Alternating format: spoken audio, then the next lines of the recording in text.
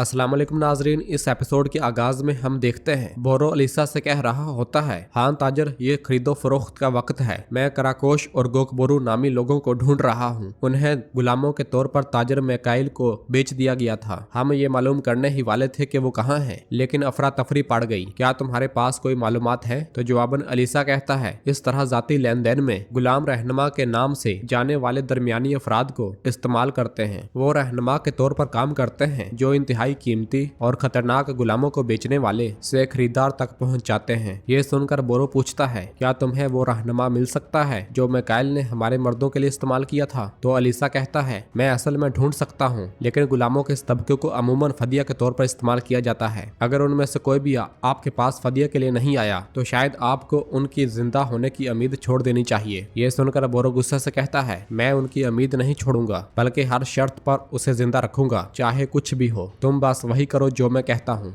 यही काफी है। उधर हम देखते हैं कि वजीर सलाहुद्दीन और मैला बैठे हुए होते हैं और मैला उनसे कहती है, कैरक को बगैर किसी सिपाही खोए हासिल करने का सिर्फ एक ही रास्ता है। तो वजीर सलाहुद्दीन के पूछने पर मैला कहती है, रास्ता यह है कि अगर आप शमसा खातून की बजाय मुझसे शादी कर लें तो आप कैरक के नए हुक्मरान बन जाएंगे। यह सुनकर वजीर सलाहुद्दीन चौंक जाते हैं और कहते हैं, तुम क्या कह रही हो कौन सा? क्या तुम जानते भी हो कि तुम क्या कह रही हो, जबकि तुम शादीशुदा हो? तो मैला कहती है, चातलियन मेरा शोहर नहीं है, वो सिर्फ एक कठपुतली है जिसे लाडगाय ने कैरक पर कब्जा हासिल करने के लिए इस्तेमाल किया। मुझे बादशाह इमालिक ने शादी करने पर मजबूर किया। मैं उससे नफरत करती हूँ। शमसा वहाँ से आगे बढ़ ही रही होती है कि उनकी बातें सुनकर रुक जाती है। वजीर सलाहुद्दीन मैला से कहते हैं, तुम जो भी कहो, चातलियन अब भी तुम्हारा शोहर है। क्या तुम्हें लगता है कि मैं किसी भी तरह से इस तरह की चीज में शामिल होऊंगा? क्या तुम इसलिए काहिरा आई थी? तो मैला कहती है, बिल्कुल भी नहीं। मैं मायूस होकर तुम्हारे पास आई थी, बगैर किसी हिसाब किताब और नियत के। तो जवाबन सलाहुद्दीन कहते हैं, अगर तुम मेरे पास मेहमान आई हो तो तुम्हें अपने मेहमान होने की हद मालूम होनी चाहिए। तुम्हारी हिम्मत कैसे हुई कि तुम अपनी मुश्किल से निकलने के लिए मुझे इस्तेमाल करो?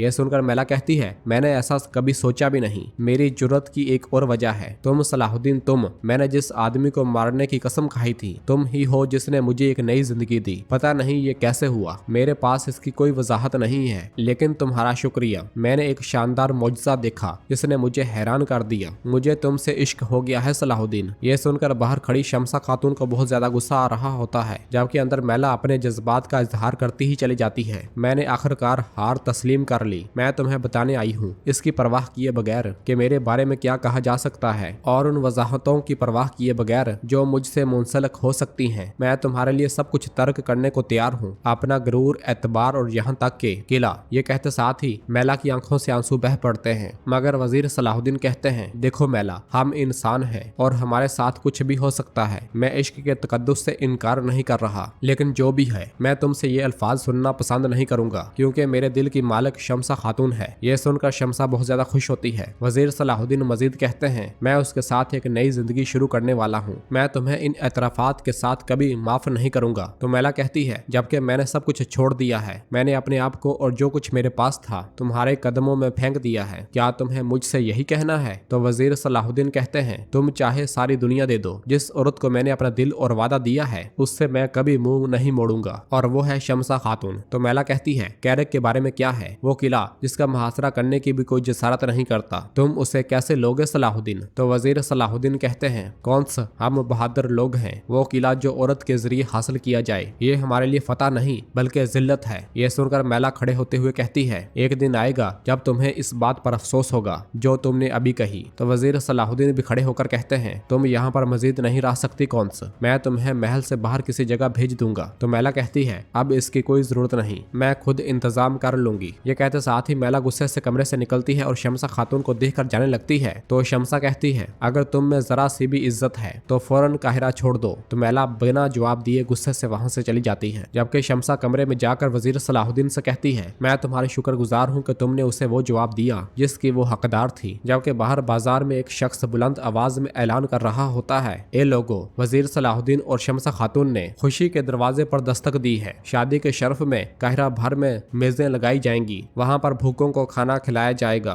मस्कीनों को कपड़े दिए जाएंगे और गुलामों को आजाद किया जाएगा। ये सुनकर तमाम लोग खुश होते हुए उन्हें नेक दुआएं देते हैं, जबकि जमशेद भी बहुत ज्यादा खुश दिखाई देता है और लोगों से कहता है, अरे क्या देख रहे हो, ये अजीम जियाफत है, चलो जश्न मनाते हैं। जबकि अंदर मैला भी रोते हुए ये अल्फाज सुन रही होती है और कहती है, मेरे खुदा मुझे क्या हुआ है, मुझे उस शख्स से कैसे मोहब्बत हो सकती है जिसने मेरे शोहर को कत्ल करने की कोशिश की। ए मेरे खुदा मेरी मदद कर, मैं ये बर्दाश्त नहीं कर सकती, मैं नहीं जानती कि मुझे क्या करना है। और मैला रोती ही चली जाती है। इधर कैरक में चातलियन अपने कमांडर से कहता है, ज़ाहिर है कि मैंने बादशाह इमारले के हुक्म की तामील नहीं की तो वो मुझे सजा देगा, मुझे कौन का इंतजार करना चाहिए। इसी लम्हे एक सिपाही आकर कहता है, ताजिर पैत्रो किले में आया है और वो आपसे मिलना चाहता है। और फिर इजाजत मिलते साथ ही ताजिर पैत्रो कमरे के अंदर दाखिल होता है और उसका सिपाही चातलियन के सामने एक सोने का संदूक खोल देता है। और फिर पैत्रो कहता है, ये आपका उन गुलामों में से हिस्सा है जो आप कैरक से लाए थे अजीम कौंत। सोना देखकर चातलियन बहुत ज्यादा खुश होता है। और फिर पैत्रो कहता है, आपकी इजाजत से मैं कुछ अरसा कैरक में रहकर मजीद गुलाम इकट्ठा करना चाहता हूँ। तो चातलियन उससे कहता है, कैरक के दरवाजे हमेशा जीतने वालों के लिए खुले रहते हैं। नाज़रीन, फिर इसके बाद हम देखते हैं कि कुदस में लतीफ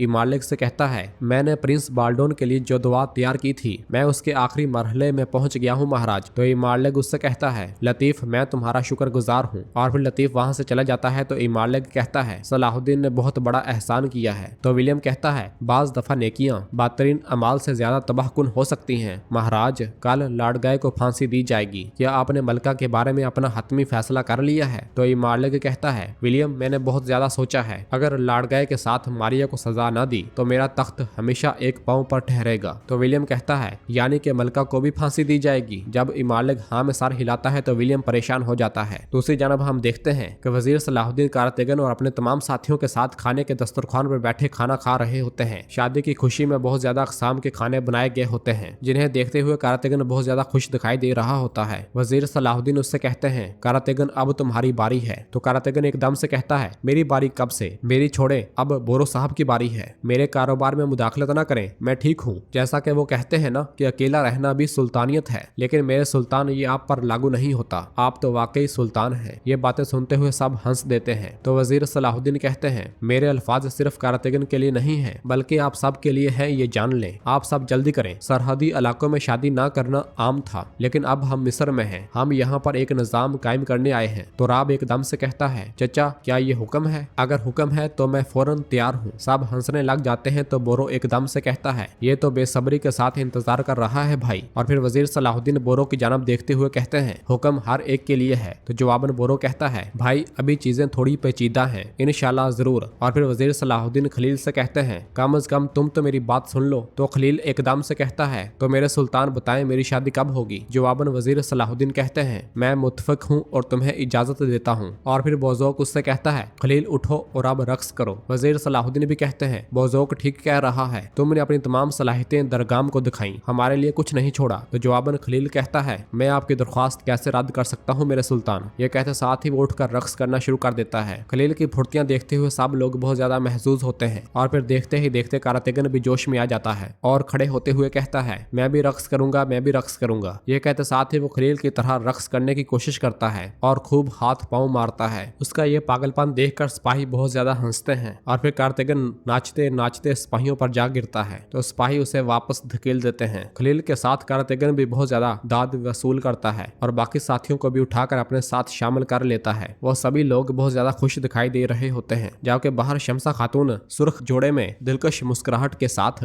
आगे बढ़ती हैं। फातिमा खातून उसे बहुत सी दुआएं देती हैं, जबकि लैला भी बहुत ज्यादा खुश दिखाई दे रही होती है। दुआएं लेते हुए शमसा खातून खवातीन में से आगे बढ़ती है। खवातीन उस पर फूल बरसाती हैं। और फिर हम अगले मंजर में देखते हैं कि सब लोग निकाह के लिए मौजूद होते हैं। उमर मुल्लाह वजीर सलाहुद्दीन से पूछते हैं, वजीर सलाहुद्दीन क्या आपने हक महर की रकम का तायन किया है। तो वजीर सलाहुद्दीन कहते हैं, 583 सोने के थैले। ये सुनकर फातिमा खातून पूछती हैं, बेटा तुमने ऐसा इंतखाब क्यों किया। तो जवाबन वजीर सलाहुद्दीन कहते हैं, माँ मैंने ख्वाब देखा, कुदस की फतह 583 में होगी जैसा कि मैंने ख्वाब में देखा। हमारे दिल कुदस के साथ है, इसलिए हक महर भी अगर शमसा खातून मुनासिब समझें। तो जवाबन शमसा कहती है, मुनासिब है। इसके साथ ही उमर मुल्लाह गवाहान की मौजूदगी में उनका निकाह पढ़ा देते हैं। वजीर सलाहुद्दीन के साथी उनकी शादी पर बहुत ज्यादा खुश खुश दिखाई दे रहे होते हैं और फिर उमर मल्ला कहते हैं, मैंने ये निकाह मुकम्मल करवा दिया है। अल्लाह ताला आपके घर को हजरत मोहम्मद सल्लल्लाहु अलैहि वसल्लम और हजरत खदीजा रजी अल्लाह ताला अन्हा और हजरत अली रजी अल्लाह ताला अन्हो और हजरत फातिमा रजी अल्लाह ताला अन्हा के घर की तरह मुबारक करे। ये सुनकर सब आमीन कहते हैं।